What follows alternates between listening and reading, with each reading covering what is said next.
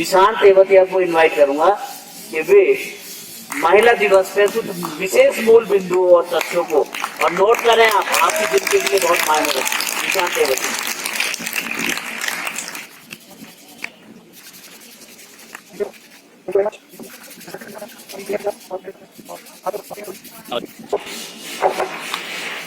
Respected principal ma'am, सभी senior teacher और मेरे सभी साथियों, और आज का दिन जैसे आप सभी ने सुना वुमेन्स डे के रूप में मनाया जा रहा है, इंटरनेशनल वुमेन्स डे, और मनाया जाना भी चाहिए क्योंकि सम्मान का हक सभी को है, चाहे महिलाएं हों या फिर पुरुष हों, सम्मान सभी को चाहिए। तो सम्मान का अधिकार सभी को है। जो भी जेंडर थोड़ा सा सम्मान के हिसाब से नीचे जाता है उसे अप करने के लिए कोई ना कोई प्रयास जरूर करता है। तो थोड़ी सी टेक्निकल चीजें मैं आप लोगों को बताना चाहूंगा। गर्मी हो रही है, मुझे भी पता है, मैं बहुत ही जल्दी में अपनी स्पीच समाप्त करूंगा, लेकिन जब किसी त्योहार के पीछे का सोल, आत्मा हमें नहीं पता चलती तो लगता है कहीं कुछ कमी रह गई। तो इसलिए उसके पीछे का भाव हमें पता रहना चाहिए। चरण जी ने बताया आपको कि सन 1908 से अमेरिका के न्यूयॉर्क सिटी से महिलाओं ने 15,000 महिलाओं ने एक मार्च निकाला, क्योंकि काम के घंटे बहुत ज्यादा थे, काम के घंटे ज्यादा थे और वेतन जो था उनका वो असमान था। तो उस असमानता को ठीक करने के लिए उन्होंने मार्च निकाला। तो जब उन्होंने मार्च निकाला, रैली निकाली, तो वो गूंज अंतर्राष्ट्रीय स्तर तक गई। तो अमेरिका में वुमेन्स डे राष्ट्रीय स्तर पर मनाना प्रारंभ हुआ। राष्ट्रीय स्तर पर सिर्फ एक देश में मनाया जाता था। उसके बाद सन 1910 में डेनमार्क की कैपिटल कोपेनहेगन, वहां से वुमेन्स डे ने अपना आज का रूप लेना प्रारंभ किया, क्योंकि वहां पर एक रिजोल्यूशन पारित हुआ था, एक प्रस्ताव पारित हुआ था, क्यों ना इसे राष्ट्रीय स्तर से उठा के इसे अंतर्राष्ट्रीय स्तर पर पहुंचा दिया जाए। और इसमें जिन महिला का योगदान है वो जर्मनी की थी, और उनका नाम था Clara, CLARA, Clara Zetkin, ZETKIN। तो क्लारा जेटकिन थी जिन्होंने बहुत ही ज्यादा सिस्टमेटिकल एफर्ट्स किए, और उस टाइम ये कोपेनहेगन के अंदर दूसरी इंटरनेशनल कॉन्फ्रेंस थी जो महिलाओं के हितों की रक्षा के लिए आयोजित की गई थी, जिसमें 17 देशों की 100 महिलाओं ने भाग लिया था। तो सबसे खास बात इसकी ये थी, इसमें प्रस्ताव पारित हुआ था कि अब वुमेन्स डे को इंटरनेशनल वुमेन्स डे के रूप में मनाया जाएगा। तारीख अब 8 मार्च कैसे निर्धारित की गई कि 8 मार्च को ही वुमेन्स डे मनाया जाएगा। तो रूस के अंदर से ये स्टार्ट हुआ था कि वहाँ की महिलाओं ने वर्ल्ड वॉर 1 के दौरान ही वहाँ 1917 में वहाँ के सम्राट के खिलाफ ब्रेड एंड पीस का अधिकार मांगने के लिए स्ट्राइक की। हड़ताल इतनी बड़े स्तर पर हो गई कि निकोलस को, वहाँ के जो सम्राट थे, अपना पद छोड़ना पड़ा और अंतरिम सरकार बनाई गई। उस अंतरिम सरकार ने महिलाओं को फिर वोटिंग राइट दिया, यानी कि उन्हें मतदान का अधिकार दे दिया गया। तारीख थी वो 23 फरवरी की। उस टाइम वहाँ पर रसिया में जूलियन कैलेंडर चलता था, लेकिन पूरे वर्ल्ड में ज्यादातर ग्रिगोरियन कैलेंडर माना जाता था। तो ग्रिगोरियन कैलेंडर में 23 फरवरी के इक्विवेलेंट 8 मार्च आता था। तब से 8 मार्च को अंतर्राष्ट्रीय वुमेन्स डे के रूप में, अंतर्राष्ट्रीय महिला दिवस के रूप में मनाया जाने लगा। अब इसके लिए एक मोहर की जरूरत पड़ती है कि हाँ सच में सेलिब्रेट होगा इंटरनेशनल लेवल पे, हर कंट्री से सेलिब्रेट करेगी। उसके लिए फिर यूएनओ की परमिशन की आवश्यकता होती है, और वो यूएनओ की परमिशन 1975 में मिली। तब से अंतर्राष्ट्रीय महिला दिवस को एक थीम के साथ मनाया जाने लगा। 1975 में पहले अंतर्राष्ट्रीय दिवस की जो थीम थी वो थी celebrating the past planning for future. इस थीम के साथ अंतर्राष्ट्रीय दिवस प्रारंभ हुआ, और इस बार अगर देखें 2021 में तो ये 110वां अंतर्राष्ट्रीय महिला दिवस है, जो महिलाओं के अधिकार के लिए मनाया जा रहा है, और हर देश में इसे जोर शोर से मनाया जाता है। अमेरिका में पूरे मार्च के महीने को सेलिब्रेट किया जाता है वुमेन्स के सम्मान में, जहाँ एक दूसरे को फूल पूरे महीने दिए जाते हैं। और रसिया में आधे दिन की छुट्टी कर दी जाती है महिलाओं के सम्मान में 8 मार्च के दिन। तो हर कंट्री का सेलिब्रेट करने का तरीका अलग अलग है। भारत में मेरठ के अंदर, एमएस के अंदर हम लोग इकट्ठा होकर इसे सेलिब्रेट कर रहे हैं। ऐसे ही हर जगह कुछ ना कुछ प्रोग्राम जरूर चलते हैं महिलाओं के सम्मान के लिए। तो भारत, जैसे कि सर बता के गए मैनेजर सर, भारत में एक श्लोक पहले से ही है, पुराने टाइम से ही है, यत्र नार्यस्य तो पूजन्ते रमन्ते तत्र देवता। जहाँ नारी की पूजा होती है देवताओं का निवास वहीं होता है। और आपने सुना भी होगा कि नारी शब्द आते ही हमें बिल्कुल ऐसा फील होता है जैसे कोई देवता हो। तो नारी शब्द के साथ ही देवताओं का नाम जुड़ा हुआ है, क्योंकि उनमें वो असीम शक्ति है कि वो जन्म दे सकती है, वो हमें जन्म दे सकती है। और ये इतनी शक्ति हमारे अंदर भी नहीं है जितनी शक्ति उन लोगों के अंदर है। तो महिलाएं वास्तव में सम्मान की अधिकारी हैं और उनके सम्मान के लिए एक दिन निर्धारित नहीं हो सकता। मेरे हिसाब से 365 दिन ही हमें उनका सम्मान करना चाहिए। तो वुमेन्स डे ये महिलाओं के बारे में था, अंतर्राष्ट्रीय वुमेन्स डे। रिसेंटली देखें अगर हम, तो अभी 9 साल की एक बच्ची ने तंजानिया के अंदर माउंट किलिमंजारो को पार करके वर्ल्ड रिकॉर्ड बनाया है, जो आंध्र प्रदेश के अनंतपुर डिस्ट्रिक्ट की है। नाम है ऋत्विका। तो महिलाओं का सशक्तिकरण आप देख भी रहे हैं कि मात्र 9 साल की बच्ची ऐसा काम कर रही है। भारत की एक छोटी सी बच्ची ने 3 साल की ने 3 मिनट के अंदर, 5 साल की ने 3 मिनट के अंदर 100 योगा पोजेस करके उन्होंने गिनीज बुक के अंदर रिकॉर्ड बनाया है। तो अंतरिक्ष से लेके, पृथ्वी से लेके, एयरफोर्स से लेके कोई फील्ड ऐसा नहीं है जिसमें महिलाएं अब आगे नहीं बढ़ रही हैं। तो यानी कि जो विश्व की आधी आबादी है आगे बढ़ते हुए देखना उन्हें काफी अच्छा है। हाँ, और सबसे जरूरी बात, क्योंकि एनएस हमारा बॉयज का स्कूल है और यहाँ थोड़ी सी संख्या बॉयज की भी ज्यादा है, तो मन में प्रश्न आता है कि इंटरनेशनल मेंस डे भी नहीं होना चाहिए, क्योंकि सम्मान तो हम लोगों को भी चाहिए ना। तो उसके लिए भी है, वो तारीख है 19 नवंबर, जब हमारा इंटरनेशनल मेंस डे मनाया जाता है। लेकिन फिर वही प्रोसेस होता है कि अंतर्राष्ट्रीय रूप से कैसे मनाया जाएगा, तो अभी यूएन ने उसके लिए परमिशन नहीं दी है। बात समझ में आ गई? लेकिन जब परमिशन मिल जाएगी तो इंटरनेशनल मेंस डे भी मनाया जाने लगेगा, तब भी ऐसी खुशी से मनाएंगे। Okay, thank you. कौन सी डेट है? 19 नवंबर। अपनी याद रही? अच्छा, महिलाओं को बताओ कौन सी फरवरी थी वो? 8 मार्च। मैं पूछ रहा हूँ फरवरी कौन सी थी, कह रहा 8 मार्च। यूँ ज्यादा है। चलिए, बहुत सुंदर। गर्मी को देखते हुए वैसे तो बात और भावनाएं बहुत अच्छी हैं, पॉजिटिव हैं, सकारात्मक हैं। इन सब के बीच में मैं बुला रहा हूँ श्री ध्यानी जी को। अरे ध्यानी जी पर है वंशिका, है ना, और टिप्स, वंशिका को टिप्स देने हैं टॉप करने के फार्मूले कौन कौन से, ठीक है? और सब जो है ध्यान से सुनेंगे।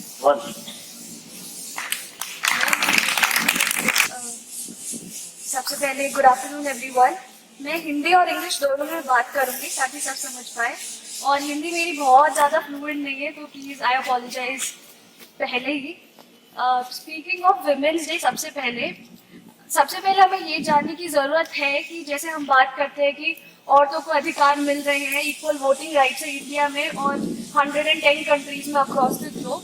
अदर देन दैट क्या होना चाहिए? अभी आज के दिन लोकसभा में 78 विमेन है out of N assembly of 550 members, 14%, which means अभी भी बहुत ज़्यादा गुंजाइश है कि औरतों का इमेंसिपेशन, मतलब उनको मेन स्ट्रीम में लाना, अभी भी बहुत ज़्यादा गुंजाइश है उसके लिए।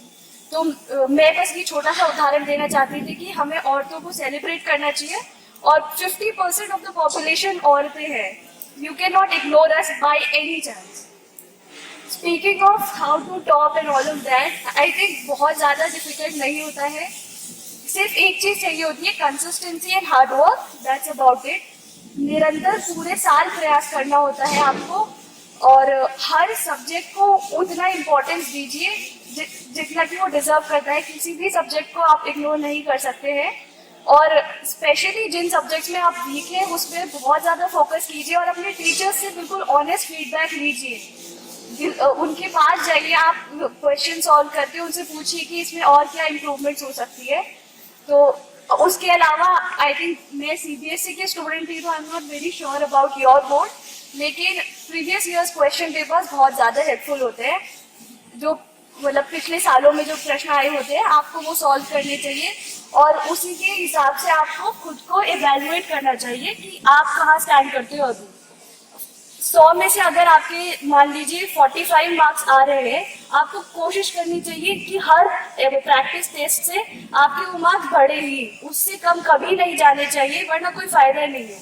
45 से चाहे 50 ही आए, 80 ना आए, 45 से चाहे 50 ही आए, लेकिन कंसिस्टेंटली इम्प्रूवमेंट होनी चाहिए। तो बहुत ज़्यादा गर्मी है. I will not expand and stretch this too much. With this I would like to firstly thank Honorable Madam Principal for bestowing me with this honor, and thanks to the teachers fraternity at NAS Inter College. Thank you to all of you. Thank you very much. Thank you बेटा, वंशिका ने बहुत अच्छी जानकारी दी, है ना. अब ये होता किताबों को पढ़ने का नॉलेज जिसके पास. एक गाने की 2 लाइनें, वो मैं एक फिल्म का गाना था पहले, लाल बादशाह कोई फिल्म थी, मुझे याद नहीं है, मिथुन चक्रवर्ती था उसमें. उस फिल्म की 2 लाइनें हैं, पैसा जिसके पास है दुनिया उसकी दास है, पैसा ही भगवान है बाकी सब बकवास है. वो फिल्म का गाना था, लेकिन उसके बदले में मैंने एक गाना बनाया था, नॉलेज जिसके पास है दुनिया उसकी दास है, नॉलेज ही भगवान है बाकी सब बकवास है. जिसके पास नॉलेज होती है वो उसी के पास सारी दुनिया. नासा के पास नॉलेज है, सब लोग नासा से वेरीफाइड कराते हैं चीजों को, क्या एलियन है या नहीं है, मंगल ग्रह पे पानी है, अब तो नासा ने भी कह दिया. हर चीज को नासा से सर्टिफाइड कराते हैं, क्योंकि उसे नॉलेजवान ज्ञानवान माना जाता है. ठीक है, तो वैसे इस क्रम में हमारे पास में तो और हैं बोलने के लिए.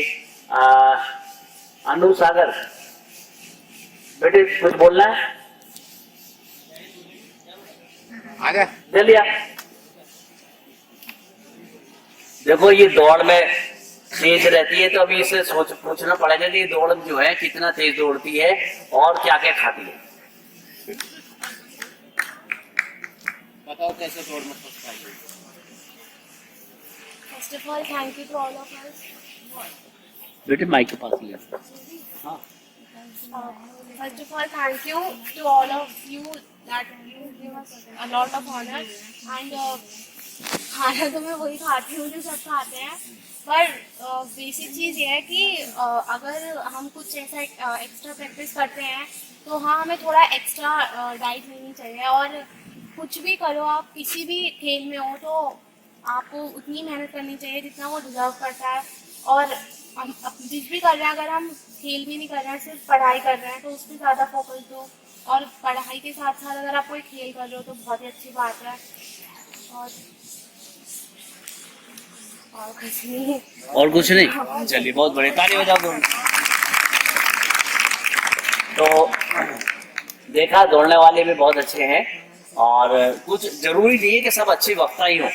हर एक के अंदर एक क्वालिटी होती है. कोई दौड़ में अच्छा है, कोई पढ़ाई में अच्छा है, कोई पढ़ाई और वक्ता दोनों में अच्छा हो सकता है, लेकिन कुछ अच्छे वक्ता भी हो सकते हैं. और जरूरी नहीं कि कोई खाली और खास तौर से मैंने देखा है कि साइंटिफिक टेम्परामेंट के जो लोग होते हैं वो वक्ता बहुत अच्छे नहीं होते. लेकिन अब्दुल कलाम हमारे देश में ऐसे रहे जो साइंटिस्ट भी थे और वक्ता भी बहुत बढ़िया थे. कम्युनिकेटर भी कहा जाता था उन्हें साइंस कम्युनिकेशन के मामले में.